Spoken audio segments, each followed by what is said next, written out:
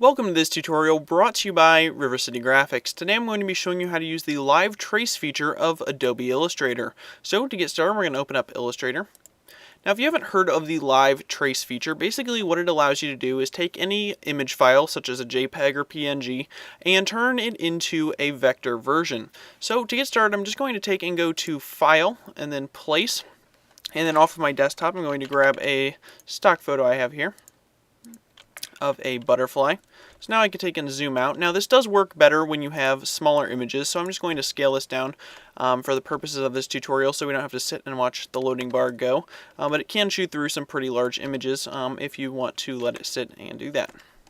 So now that we have our image scaled down, basically the way that you can get to live trace is just by clicking on your image. So once you do that, you're going to come up to the top where in your options you see this live trace button. So I'm going to take and click that, and it'll say that this is a fairly large image even though it's really not. Would you like to continue? And I'm going to click OK. So once I do that, it's going to automatically chew through the image and do a live trace. Now this obviously isn't what we want. We want the color version of our image in most cases. So basically what it's done is a threshold, basically just a black and white version, and it's not even vector yet. We can't really select any points even with our direct selection tool. So in order to refine our options a little bit, what I'm going to do is come up here and click this little box right next to where it says default next to preset. Now there are a number of presets if you drop down this menu that you can select and see if any of those will do for you, but I'm going to go with a custom setting. So I'm going to open this up, and here you can see all of the options that we have for our live trace. Now in the mode you can see black and white. We obviously want to change that, and that's going to give us some more options. So I'm going to select color. So it dulls out the threshold and opens up max colors and some other options. So under max colors, this is obviously the number of colors that you're going to have in your final version. So right now with 6, it's going to take and basically only make that image out of 6 colors. So it's going to do that really quickly if we want only 6 colors, but we probably want a few more. If we want a fairly realistic one, we're probably going to come up somewhere in the 120 to 256, which is the highest. So I'm going to just go up into 120 so you can see the full potential of this. We'll leave our blur at 0, and then over here you're also probably going to want to adjust the minimum area. Basically what this is it's creating the minimum area that one block of color can take up. So we have it selecting 120 different colors from that image, but we want it to probably select a decent chunk each time that it decides to pick a different color. So we're probably going to put this up around 40 or so.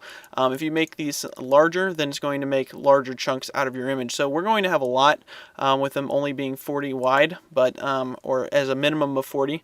But that's okay because we're just trying to get this to vector, and we're not probably going to modify this. Now if you are going to modify your images, you'll see what I mean. You are probably going to want a higher minimum area, that way you have less points to deal with. So I'm just going to click trace so we can finally get going with this, and it's going to go through. Now depending on your options, apparently the more colors that you put, the longer it's going to take. So it will take and lag a little bit here. It says not responding for me, probably because I'm running my video recording software at the same time. If this doesn't pick up real quick, I'm probably going to pause this, but hopefully it will jump back in. If it does say not responding, usually it will take and automatically respond a little bit later after it lies to you. So you can see what it does here. Basically, if I take and zoom in, you can see that it's taken and it has a weird kind of pattern in some of the foliage here, and our picture looks a little bit different than it did before.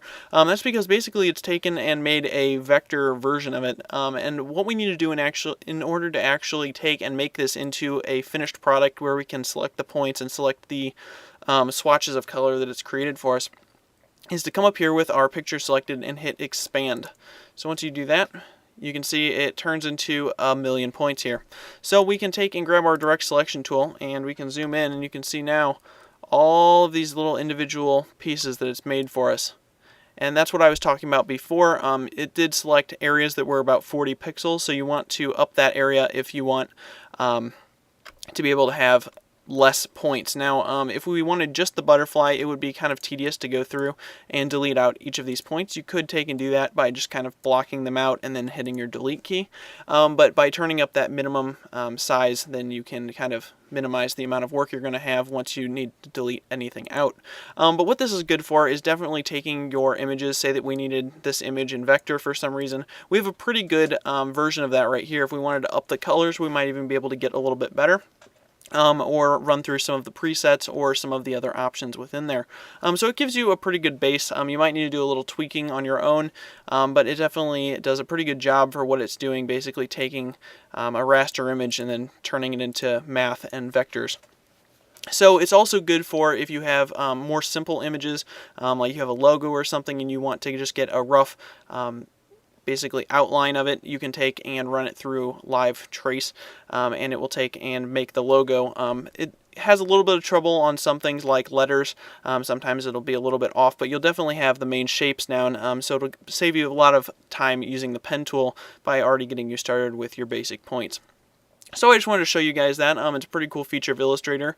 You might not use it too much, but just knowing that it's there and that it's a possibility if you ever had to go and make something like this or you needed to quick convert an image to vector can be helpful. So hope you guys learned something. Don't forget to subscribe, rate, and comment. I do have a new video coming out every week. So thanks for watching, and I will see you in the next video.